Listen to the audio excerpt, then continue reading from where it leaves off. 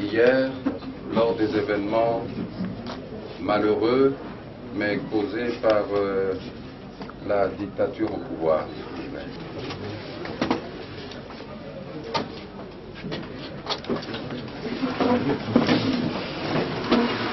Messieurs de la presse, je commencerai mon entretien avec vous, disons par le commencement. Je viens de sillonner les 11 provinces de la République et j'ai abouti par la dernière de celle-ci, le Bas-Congo, à Matadi. Hier, je me suis mis en route vers Kinshasa. J'ai pris mon avion et dès Matadi, la commandante de l'aéroport de Matadi, c'était une femme, me fait savoir que le ciel congolais était fermé à toute circulation. Et je ne pouvais pas me déplacer de Matadi à Kinshasa. Quand je m'étais énervé, c'est alors qu'elle nous a laissé partir. En cours de route, presque sur le point d'arriver à Kinshasa, mon pilote consulte la tour de contrôle de Ndjili où je devais atterrir parce que, comme d'habitude, quand je rentre d'une si longue tournée, il y a le combattant de mon parti qui vient en Ndjili m'accueillir et faire un carnaval de Ndjili au stade de Martyr pour que je leur fasse, que je leur rende compte de mon voyage, de ma tournée. Le pilote demande d'atterrir donc à Ndjili.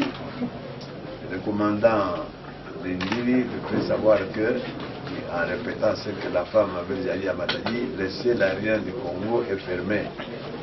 Vous ne pouvez pas atterrir à Ndjili, vous devez aller à Ndolo, un petit aéroport qui est en ville. Et j'ai protesté, bien sûr, j'ai voulu que le pilote dialogue avec ce commandant pour dire que si le ciel de l'espace aérien du Congo est fermé, je ne vois pas pourquoi ça m'empêche d'aller à Ndjili. Et il a refusé. À un moment donné, c'était silence total. Ni Ndjili, ni Ndolo, personne ne répondait. Mon pilote a dû s'adresser à Brazzaville pour atterrir à Brazzaville en catastrophe. Brazzaville nous a refusé d'atterrir chez elle. C'est ainsi que nous avons atterri presque en catastrophe à l'aéroport de Ndolo. Et là-bas, je prends un véhicule pour rejoindre Djili et commencer normalement le carnaval avec les combattants de mon parti vers le stade de Martyrs à Kinshasa. C'est alors que mon véhicule a été pris d'assaut par les véhicules de policiers qui m'ont empêché de quitter Ndjili. Nous étions 15 heures et jusqu'à... J'ai été accompagné ici par un militaire dans ma voiture, mais un militaire qui conduisait après avoir violenté mon chauffeur et l'amené à une destination inconnue. Ils m'ont amené ici vers 23h30. Et dans cette affaire, j'ai constaté, indépendamment, en plus plutôt du constat que j'ai fait à travers toute la République, que la grande responsabilité de ces événements viennent de la MONUSCO, cette entreprise coûteuse pour la communauté internationale, mais qui au Congo a été considérée comme une entreprise juteuse pour ceux qui la dirigent et qui n'ont pas intérêt à ce que ça puisse prendre fin. C'est ainsi que je demande au secrétaire général des Nations Unies instamment de rappeler immédiatement M. Miss et de le remplacer par quelqu'un qui est plus impartial et plus compétent. M. Miss a tellement duré au Congo qu'il s'est créé des amitiés personnelles qui l'empêchent de jouer son rôle d'un véritable arbitre international. Si le secrétaire général des Nations Unies veut que le processus électoral au Congo puisse aller jusqu'à sa fin, il faut qu'immédiatement il rappelle M. Miss à la tête de la MONUSCO. J'ajouterais que quand j'étais, comme je dis, à l'intérieur partout, j'ai trouvé que la MONUSCO était quelque chose de tout à fait étranger aux Congolais. Je me demande pourquoi la MONUSCO est au Congo.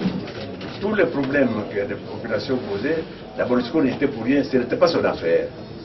Je voudrais qu'on me dise qu'est-ce que la MONUSCO est venue faire au Congo. D'autre part, c'est ici que je dois le dire, avant de vous donner la parole, j'ai porté plainte contre cet individu, s'appelle comment? Qui? Kibanza. Contre un certain Kibanza, commandant de l'aéroport de Ndjili, parce que c'est celui-là qui allait me faire tuer hier à cause de son obéissance, d'être aveugle aux instructions d'un candidat contre un autre candidat. Je vous ai donc brossé le début de cette affaire. Vous avez pu le remarquer. Hier, Kinshasa était une véritable ville morte. Partout, c'est la poursuite de la population dans les rues, partout, par les policiers de Kabila. Et on ne peut pas encore vous dire à l'heure actuelle le nombre de morts. En tout cas, c'est plus de 10 morts. Ce matin, ils sont venus parce qu'ils ont tué 3 membres de la garde de la permanence de mon parti hier.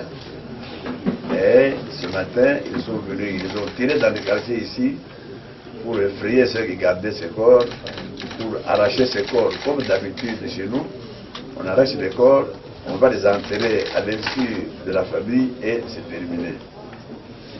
Et je le dis et je le souligne parce que c'est toujours la communauté internationale qui nous fait des leçons de la non-violence quand nous appelons un peuple à prendre le courage, à abandonner la peur, de savoir se défendre contre la barbarie de ceux qui gouvernent.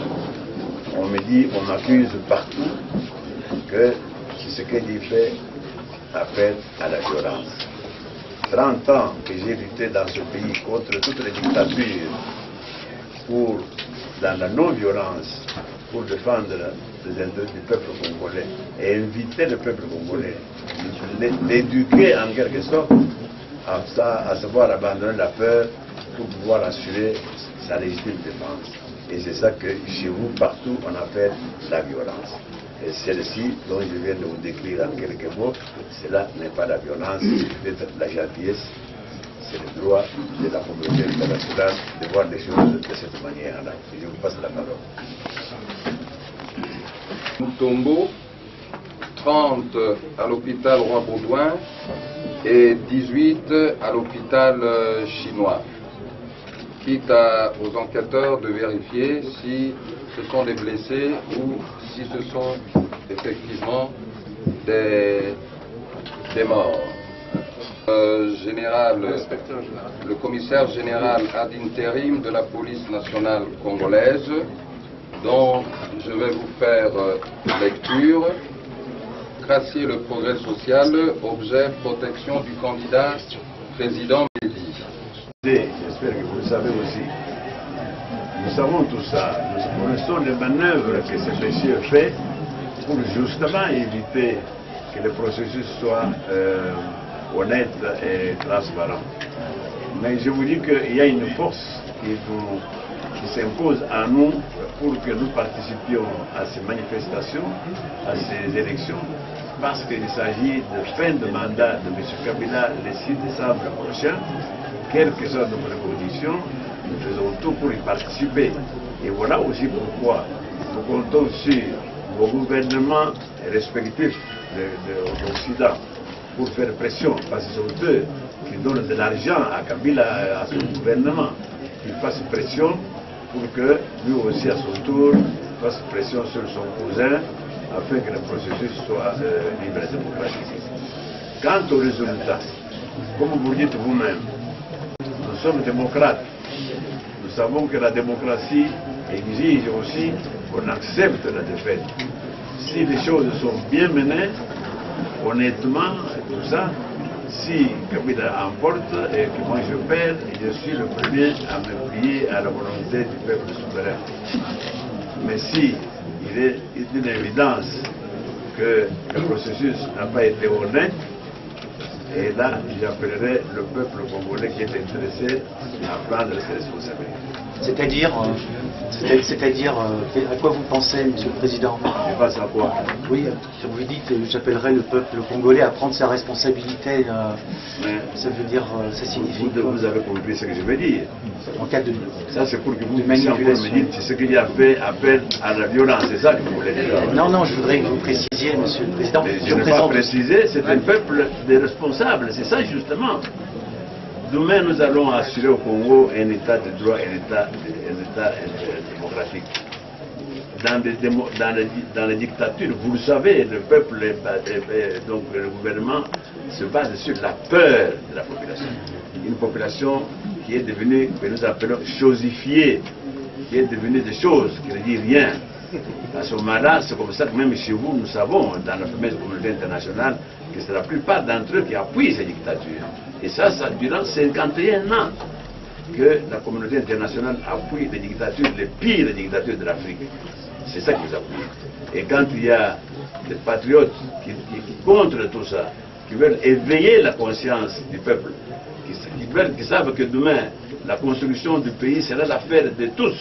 Par conséquent, il faut avoir confiance en soi, c'est-à-dire abandonner la peur, avoir confiance en soi. C'est comme ça que demain, chaque Congolais sera responsable de l'avancement de l'état des humains. Ça, c'est mon travail en tant qu'éducateur. Je dois éduquer mon peuple à ça. Et vous pouvez appeler ça avec la violence, je dirais, c'est les chiens qui aboient et la caravane passe. Qui demande, qui dit que le peuple congolais... J'espère que vous, combattants, vous l'entendez. Oui. 15 heures au stade Martyr. Est-ce que c'est légal, Monsieur le Président? Légal ou pas, je crois que ce sont eux qui font la loi, qui doivent être les premiers à la respecter. Donc on va empêcher de faire une loi ou une prière. J'ai fait ce que je crois être dans mon droit de le faire. Oui. Combien de temps nous devons attendre que ce soit transparent? Aller au-delà du mandat de Kabila pour avoir un processus transparent. C'est une transparence approximative que nous voulons. Mais nous voulons que l'essentiel soit fait, que la fin du mandat de Kabila a sonné. Il faut que ce monsieur soit remplacé par une autorité plus sérieuse, plus compétente, plus soucieuse de l'intérêt de son peuple.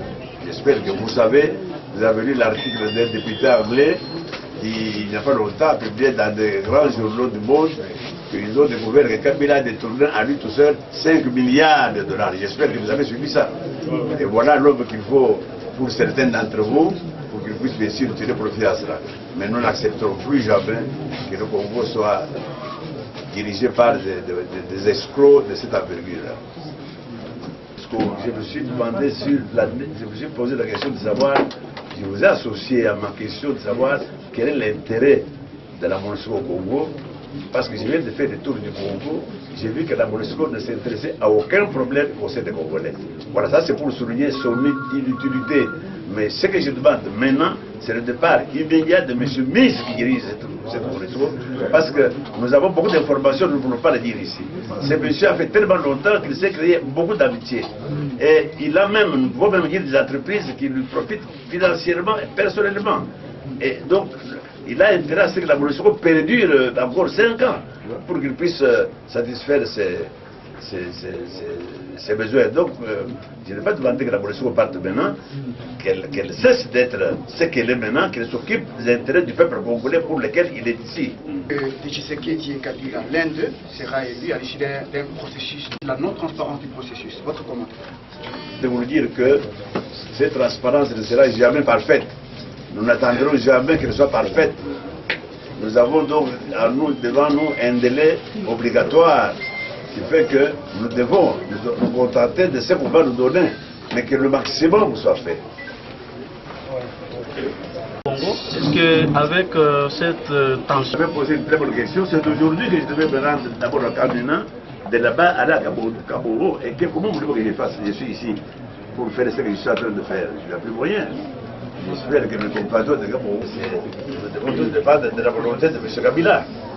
Hier, le pilote avait été par la police. Voilà. Pour avoir commis des crimes de transport.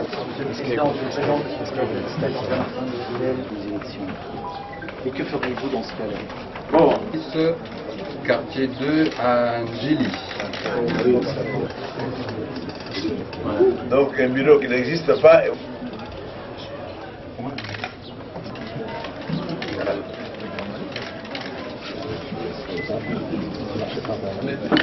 Oui, mais c'est pour... Attendez.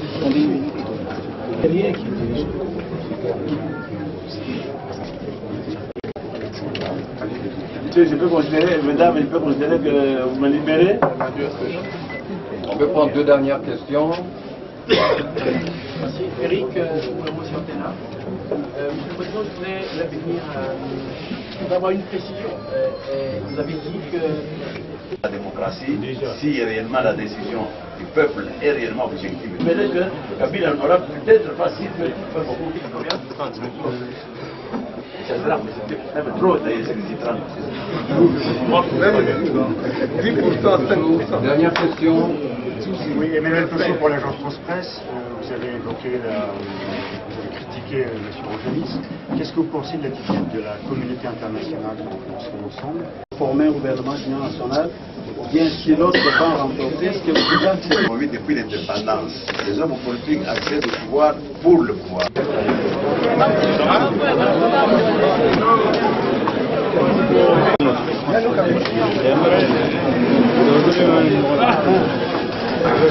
Double saison là.